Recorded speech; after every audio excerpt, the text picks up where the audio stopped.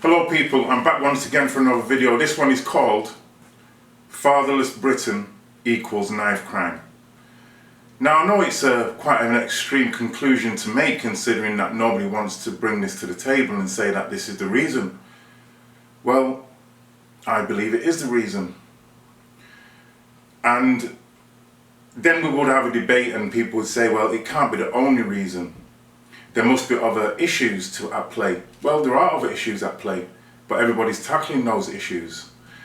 So the first thing I want to do is go to a news report, because the news has used this as a sensational kind of entertainment thing, which is what the media does. It'll latch onto a topic, go hard on it for a little while until it's no longer relevant, and then it'll be pushed back to the underneath, so to speak. Well, this is what's happened with the knife crime agenda.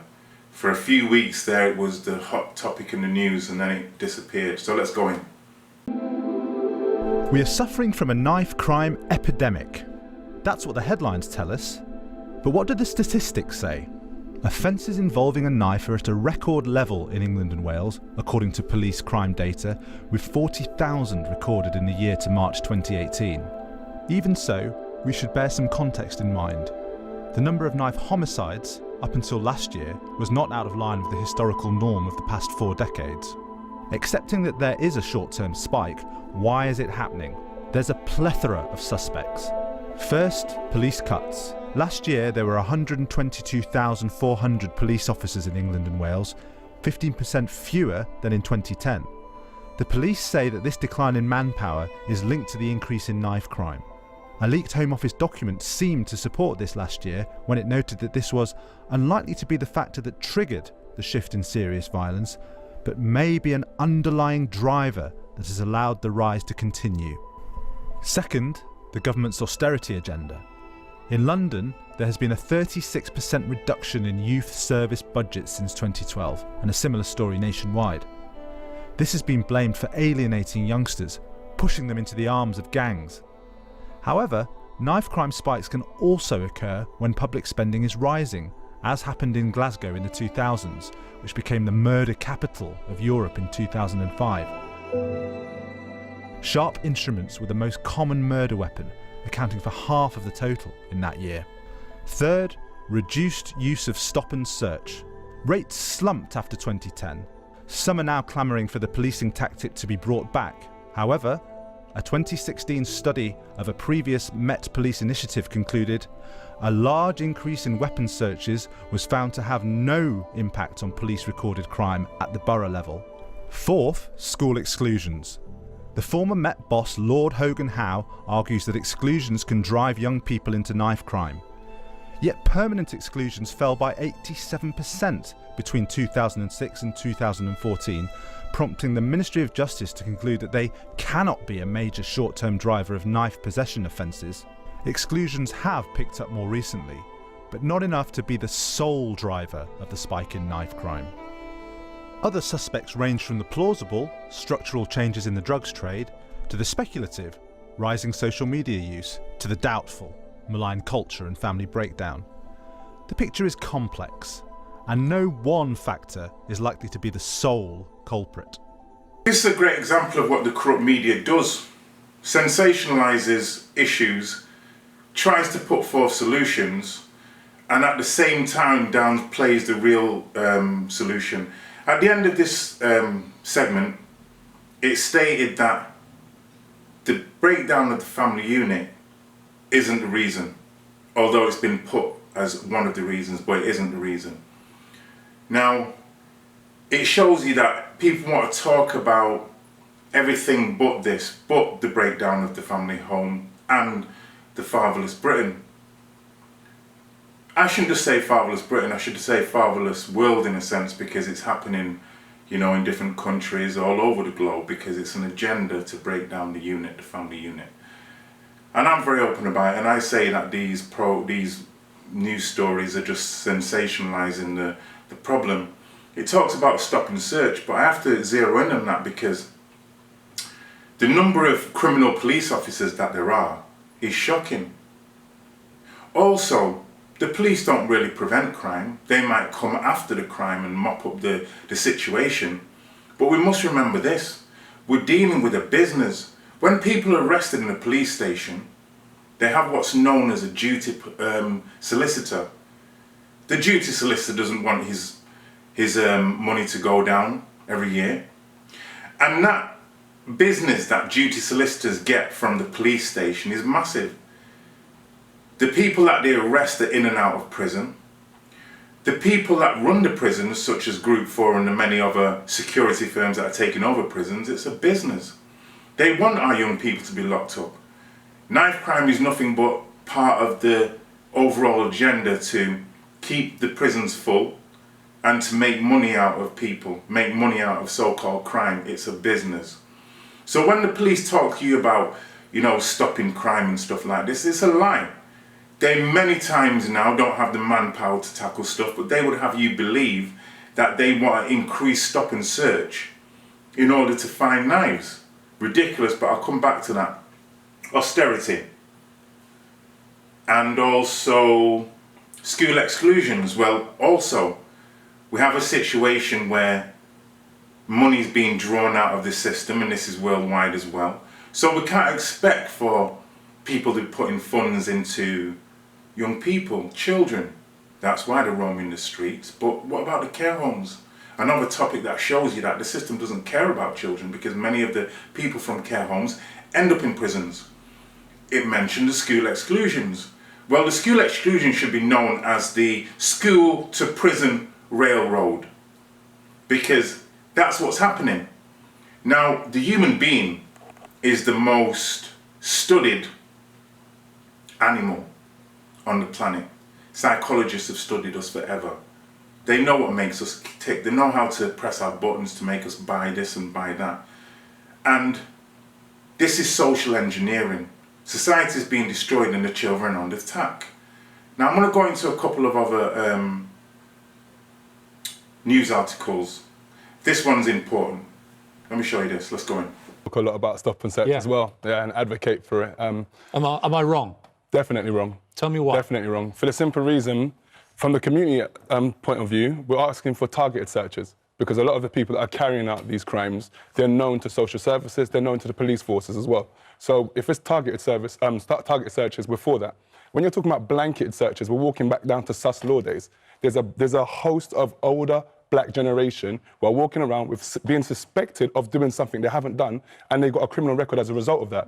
Here you are advocating for something that doesn't affect you, but yet still you're asking for it to come back. I hear your passion.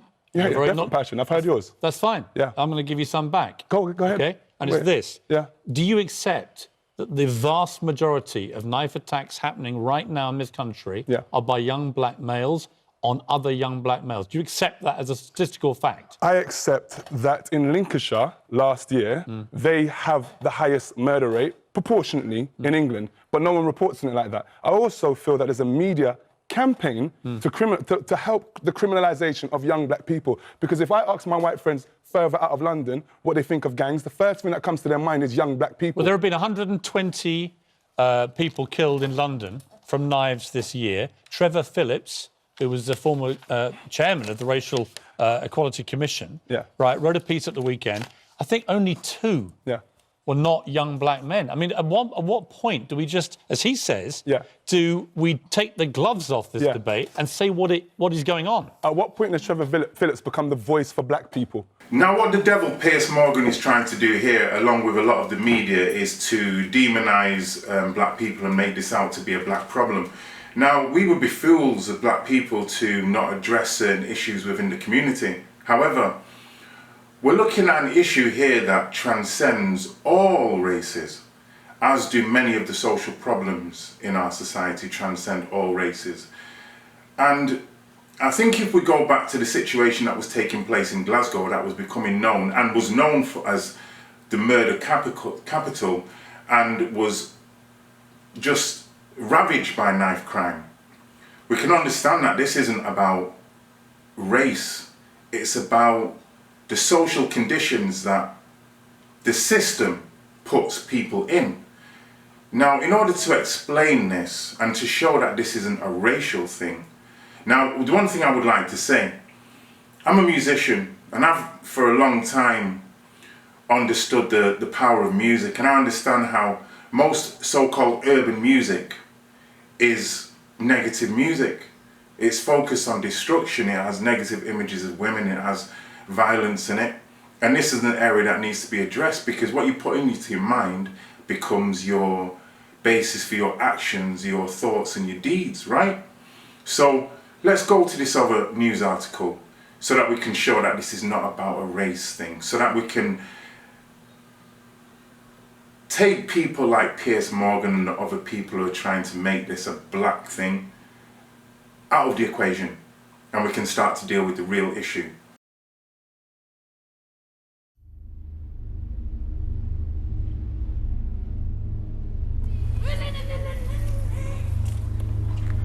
I'm not going to run and lose my respect. I'd rather get stabbed than run. And they chased him into an alleyway and I just shooting him, stab him. It's killing the name of Liverpool. It's just turning people into monsters. I have to walk around with a knife every day, mate, because this is what we have to walk around with.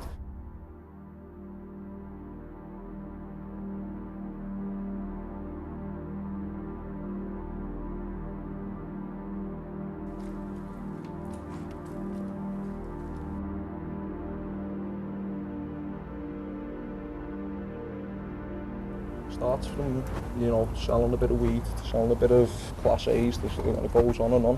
When did you start carrying knives? 12. Can't just see what you had. That's not a knife, that's... Not me. Why do you carry that weapon? Because I live in fear of my life, and as long as I've got this with me, I feel safe. But that looks a bit more than self-defence to me. It's scare tactics. The bigger the better.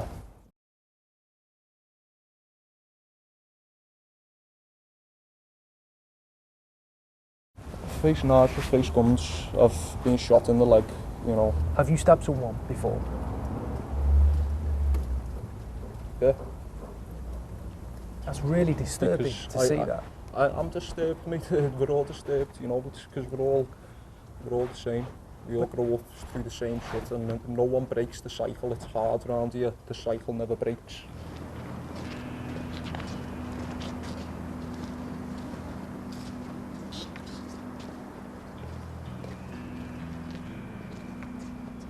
It happens from when you go to school, you argue with other kids, and then just the next thing you know, you just end up getting stabbed or something.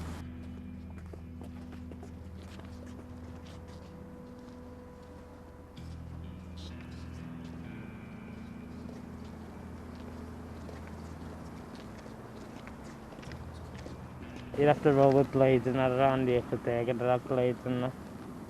Are you two rolling with blades? Yeah.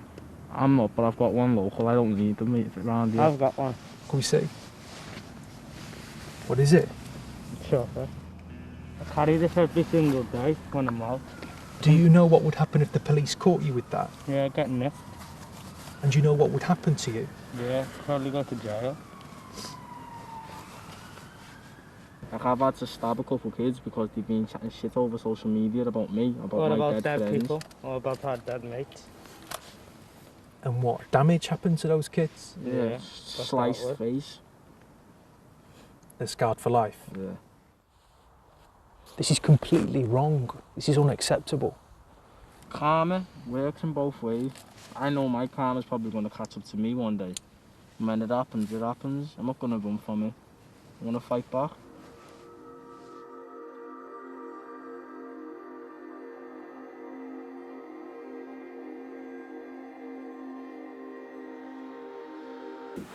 So what is it about Liverpool that is similar to what's happening in London? And again, this isn't just Liverpool, but hasn't Liverpool been demonised for its people looked at there as less than less, lower than low? I spent a lot of time in Liverpool and always have. And before I used to go to Liverpool, I used to know the negative side of Liverpool before I actually knew the people. And Liverpool, very much like Glasgow, where I spent a lot of time too, yeah, has some of the greatest people in there you can imagine.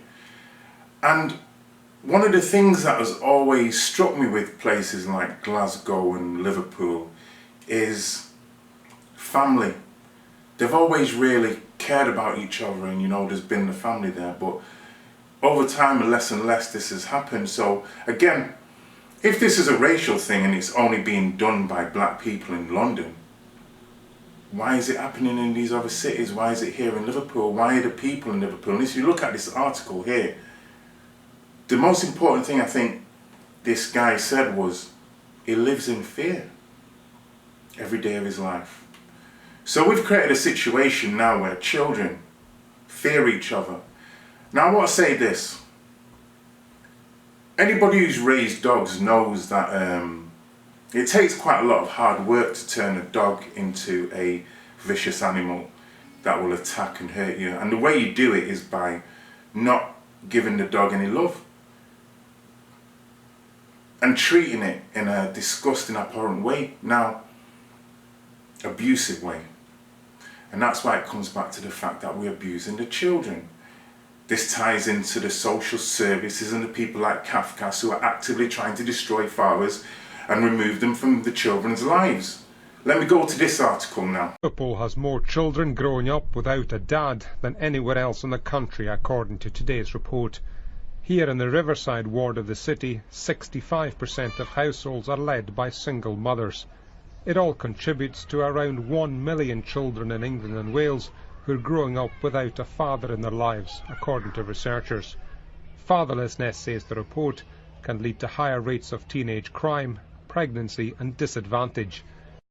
Not only are many children raised without a dad, some have no male role models at all. A quarter of primary schools, for instance, have no male teachers. We've got this emergence of, in certain parts of the country, kind of men deserts where children are growing up and they don't really see many male role models through the younger years, and that's a growing phenomenon, and it's, we've got to ask ourselves a question about whether that matters, and we really believe it does matter. Researchers say there will be more than 2 million lone parent families by the time of the next election, but they accuse the government of doing nothing to tackle what they call a tsunami of family breakdown. David Cameron, they say, has failed to pursue any policies promoting family stability. A Number 10 spokesman said the government was delivering on its promise to support families and had provided £30 million to prevent family breakdown. Michael Buchanan, BBC News. 1 million children in Britain are growing up with barely any male influence in their lives, thanks to the increase in single-parent families and the lack of male teachers at primary schools. A study from the Centre for Social Justice found that in some parts of the country, 3 in 4 families were headed by just one parent, while 80% of primary schools have fewer than 3 male teachers. Well, joining us from Gingerbread, a charity which supports single parents, is Caroline Davey, and Sean Bailey is a former special advisor to David Cameron on youth and crime, who himself grew up in a single-parent household. Caroline, to you first. I mean, when you look at the figures that have been released in this report, 1 million children growing up in the UK without a father, more likely to have a television in their bedroom than they are to have a father at home. And in one area of Sheffield, 75% of households headed by a single parent, most commonly a woman. Why is this happening? Well, let's take a reality check here. 1 in 4 families with children in the UK is headed by a single parent. That proportion has barely changed in over a decade. We know that the vast majority of single parents do a great job and their children turn out absolutely fine. 2/3 of those kids do have regular contact with their other parent, normally, but not always dad. But we do share the concern that there are children who aren't maintaining that relationship with their other parent. They're not getting the emotional support that they need and deserve, nor are they getting the financial support. We think it's a scandal that so few children in single-parent families receive child maintenance from their other parent. And we think that work does need to be done to address that fact and support all children and all families, regardless of whether they're still together or they're separated. So, Sean, I mean, it may be sad or not desirable, but if it's not having a bad outcome on society, then in a sense it's something we might have to live with, the absence of fathers. I think it is having a bad outcome. I think if you're a government, you have to figure out at what point can you intervene in someone's household. Clearly, you cannot make a couple stay together. But I think financially, you can make a parent stay with a child, and there's policy levers you could pull on that. And if you're bringing up if you're a single parent raising a 14-year-old boy, if you're a lady on your own, you will find that tough. There's no doubt that having an extra pair of hands, an extra pair of male hands, will make a great difference to that child's behaviour and then his outcomes in the future. Do you think there is that danger, particularly with male children, if there's an absent male role model? Well, we know that parenting is a really tough job, and single parents do tell us it's even harder when you're bearing that burden and doing the job of both parents on your own. But we also know that children get male and female role models from all kinds of areas. It's not just necessarily fathers, but extended family, other people in the local community. And I think we need to look more broadly at the support that families are getting, increasing that where that needs to happen, but not being as melodramatic, I'm afraid, as this report is painting a picture. But because this report is saying, Sean, isn't it, that actually there is a real lack of male role models in the community for some of these children, not least of all in schools where there's a lack of male teachers. I think it's important because the educational attainment of girls has been rising at a rate far higher than boys, and I think part of that is the feminisation of the education system, what these boys see, who they aspire to be. A teacher is a very powerful role model. It's just one example, but what really funds your life from an emotional point of view is what happens in your home. And if you have no male role model, you miss some of the lessons that a man would teach to a boy, or a girl for that matter. Caroline, so at the same time, you could say that there are quite a lot of deadbeat dads around who don't help out at home, go to the pub, smoke, all the rest of it. So it's not always ideal to have a man I think that's fair to say. In a number of couples, you know, one or other parent isn't pulling their weight, and we know very clearly that if a child is living with both parents and there's conflict in that relationship, or they're getting a damaging role model, that's worse for them. I think the other point that's key is that what's very clear is that children get worse life chances when they're growing up in poverty, and we would like to see much more support given to all families where they're growing up in financial difficulty. That's the point, isn't it? If you're in a single parent household, you're far, far more likely to grow up in poverty, and a lot of deadbeat dads come from a situation where they weren't parenting.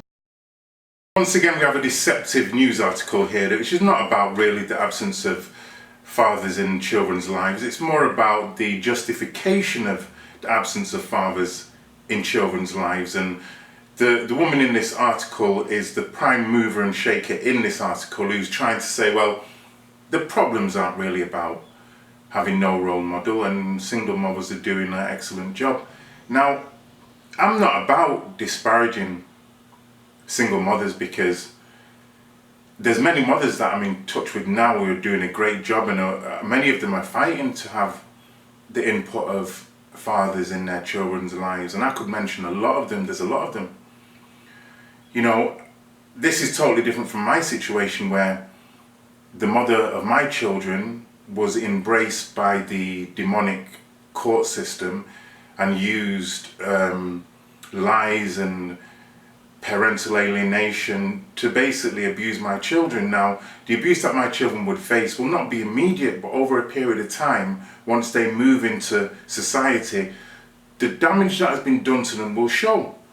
Now, I hope and pray that my children don't fall into stuff like knife crime or early pregnancy, but the thing is this: the society that we live in is normalising these behaviours in young people and doing nothing about it. This article was from when Cameron was in government, and he did nothing, and now we have a situation where the rest of them are doing nothing. Why? Because it's by design. Let's go in again. Father's Day is just a few days away, and while some of us prepare to buy golf balls or new ties for our dads, the truth is many children have no father to buy things for, leaving many children not only with broken hearts, but with increased odds of getting into trouble. Over here, I'm over here.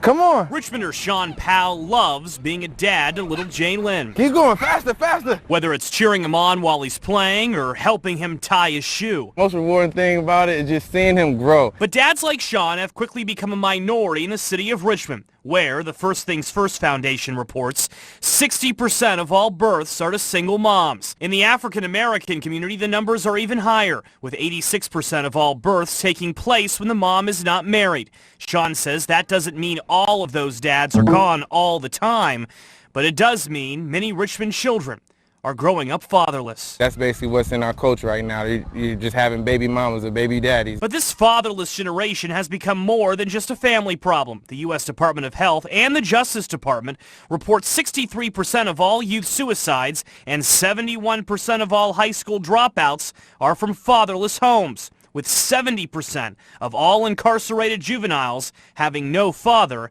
in their lives. Many of the young folks that we interact with don't have a father in their home. Henrico Police Chief D.A. Middleton telling us it's a major contributor to crime in Virginia.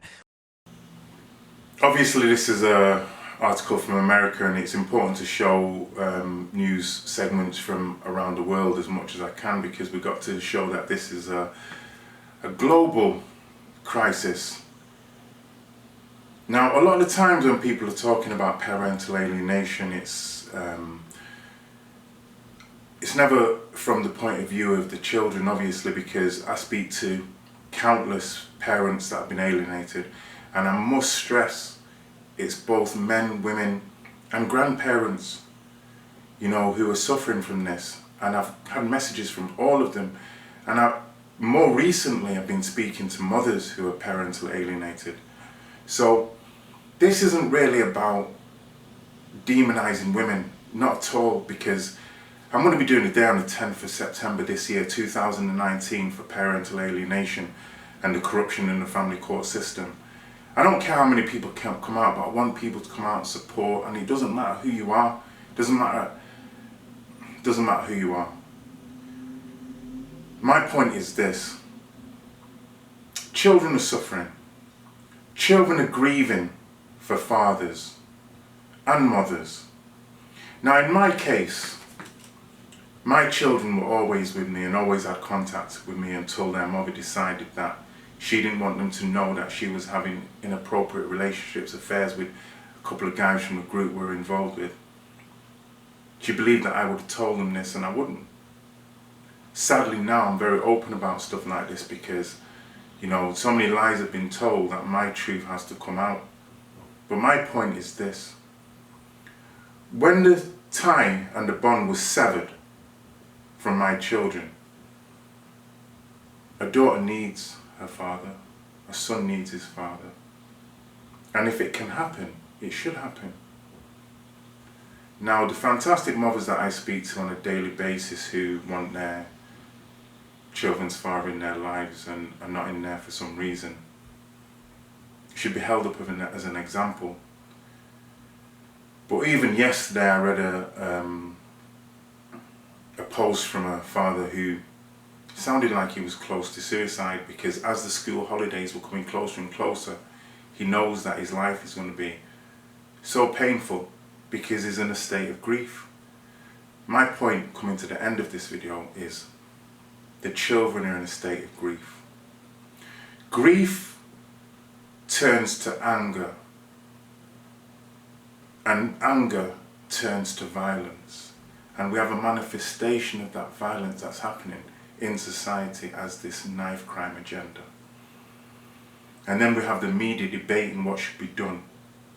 Nothing needs to be done apart from us as men, fathers, fighting, standing up, being proud of what we are, no matter what people say, being proud of what we are. Now, I want to go and bring in a doctor again who wrote a book called Boy Crisis. Now, this doctor is talking about the crisis with boys, obviously, but he doesn't, you know, again, he doesn't talk about how young girls are excluded from this scenario of fatherless society. But if we look at the overriding people that are doing knife crime, it's boys, is it not? Because we deal less well with our emotions, do we not? So let's go into this. Let's go in fast. These students at the University of Toronto are angry because a so-called men's rights activist was speaking at their college. His words are hate speech, they said. No hate speech on campus! They stopped people like this man from getting in to see the lecture. I've never heard him before. We invite you to educate yourself. So I just wanted to listen to him, but now I can't get in. The boy crisis. The so-called men's rights advocate speaking inside was Warren Farrell. For the first time in U.S. history, boys will have less education than their dads. Farrell is an odd person to call anti-woman. He was actually an early feminist movement leader. Here he is with Gloria Steinem. But as he learned more, he started to disagree with parts of modern feminism. I don't agree with the part of feminism that says men are the oppressors and women are the oppressed. That part of feminism is sick. Men are running the government, they run most companies, they make more money. Our dads and our grandpas, they made sacrifices to make more money, and then the feminist movement turned all of that sacrifice on the part of men against men, and they haven't said, you were discriminated against men in your own way. You were obliged to earn more money, or we wouldn't even be thinking about marrying you. We wouldn't be thinking about having children with you. In his book, The Boy Crisis, Farrell notes that both sexes struggle. Today, boys are almost a third less likely to get college degrees than girls, twice as likely to commit suicide. Why is no one talking about this? Because we have believed for the last 50 years that men had all the privilege and men had all the power. Men and boys started falling behind when government began subsidizing single mothers. They tear the family apart by giving the money to mothers when fathers are absent and not giving money to mothers when fathers are present. That policy, part of the welfare system created in the 60s, helped lead to more households without fathers. Farrell says that hurts boys most. Why are boys more affected than girls? Boys tend to not have as many skills at developing friendships and developing emotional connections. And so when the family connection breaks apart, it affects them more profoundly than it does their sisters. This 1989 CBS interview captured the changing attitudes after welfare programs started. I think I can make it as a single parent. But don't you think you might need help in raising that baby from a man? Not really. It doesn't make any difference whether she needs a man. It makes a difference that her children need a father. What happens when the kids don't have fathers? Children do worse in 70 different areas. They're far more likely to be disobedient, delinquent, drop out of school. Fathers are critical, says Farrell, because men tend to parent differently. For example, men roughhouse more with kids. Why is that important? Roughhousing creates so many skill sets. The father's creating a bond with the child, so the children don't mind the discipline because the discipline is the price they pay for more fun with dad. People think that mothers tend to be better parents because on average, they're more attentive to children's needs. Mothers are more empathetic as a rule to the children than dads, but an empathetic parent does not create an empathetic child. An empathetic parent is someone who's always thinking of the children's needs, which teach the children to always have his or her needs thought of. The empathy is created by the father or the mother requiring the child to think about the father's needs, the mother's needs, their brother's needs. In fact, he says helping children too much is harmful. Dr. Phil covered that in this video clip. Robbie, Mom is rewriting your essay. Why? What is wrong with my essay? Listen, this is the first paragraph. You wrote, have no time to eat. You need to start with... I'm in middle school. I'm not in high school yet. You want me to try. Let me try. Don't do it for me, Mom. I really want to do it myself. Moms are filled with love, and they want to make sure their children do well. So they often do for the children. Dads are filled with love, but the way that dads love is to feel that I need to love the children by having the children learn how to do for themselves. Having both an involved mother and father leads to the best outcome for kids. A government summary of studies notes, children who live with their fathers are more likely to have good physical and emotional health, to achieve academically, to avoid drugs, violence, and delinquent behavior. We need men to be involved in the fathering role to a much greater degree than they are and have been. Even when we control for the amount of money a father and mother earn, children with dads still do much better. Ready? Jump, jump, woo!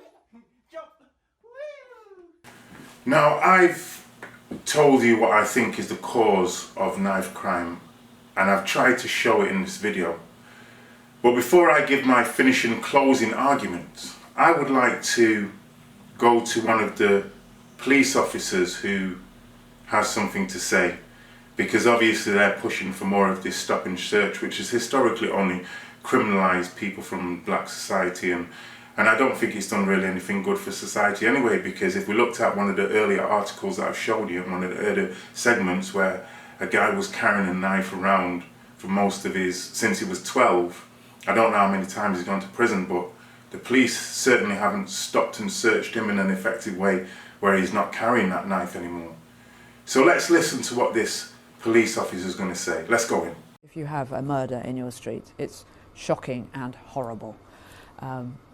People will be seeing a very high presence of police in those areas in the coming days and weeks and months. I do think people in most places should feel very safe.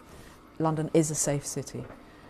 In the areas where we have seen the most knife crime, you will be seeing more police officers. I think this is a long-running issue for London and indeed for all the cities in the UK and well beyond. It has very complex roots. A multitude of things have contributed to this. And we now, because of this appalling spate of homicides, clearly need to do even more together with the public. The police alone cannot solve this issue, but the public should be assured that we are throwing everything at it that we can. We really do care. I'm glad people are now talking about this subject. I've been talking about it for a year. Lots of people are now talking about it. I wish we didn't have the homicides we've had. But if it does catalyse, galvanise people to work with the police in the fight against knife crime, then I am sure that we can reduce the number of homicides affecting our young people.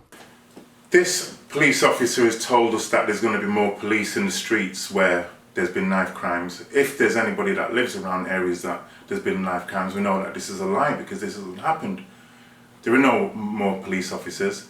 The days of police officers patrolling the streets, the local bobby out there to help us, is gone. These are individuals that are now enforcing legislation and have nothing to do with helping people.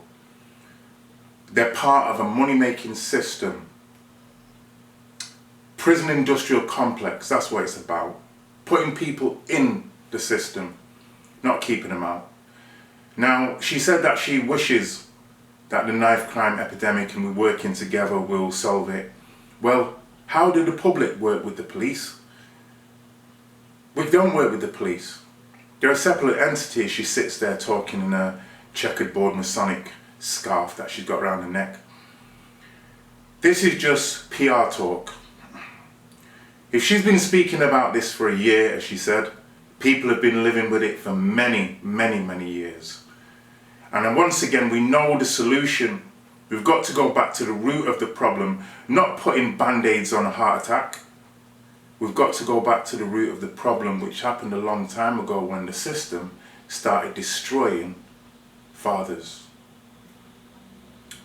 attacking the family unit. Because the fathers is the first line of defense. Once the fathers go, then the mothers are under attack. And we can see this right through the system. Forced adoption, all kinds of issues, the care system, all kinds of issues that are forcing our children into a situation where they have no place to turn but us. So it's time for us to fight back and stop listening to people like this who are not going to help the society. They lock people up and then those people are back on the street. Or they lock people up and those people are in prisons, where prisons are just universities of crime.